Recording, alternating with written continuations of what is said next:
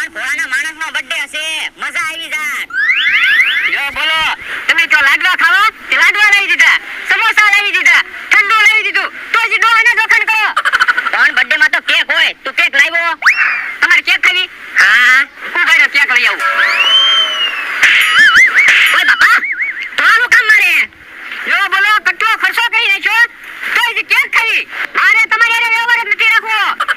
કોઈ દિવસ મારી વાડીએ ન આવતા, મને બોલાવતાય નહીં. ભોળાના માણસના બર્થડે માં ગયા હોત તો સારું હતું. તો હું હે ભોળાદાદા, તમારો માણસ હું લેવા રહી ગયો? કોને ખબર? એ આમ આવ્યો. હાલો હવે. તે ફૂકામ લાવ્યો. તમે તો કહેતા હતા ને હોટલમાં ટીપ દેવાની હોય એટલે. એલા ટીપ એટલે આપણે વેઇટરને પૈસા વાપરવા આપવી ને એને ટીપ આપી કહેવાય. જો બોલો, મને તો એમ કે આ ટીપ આપવાની છે.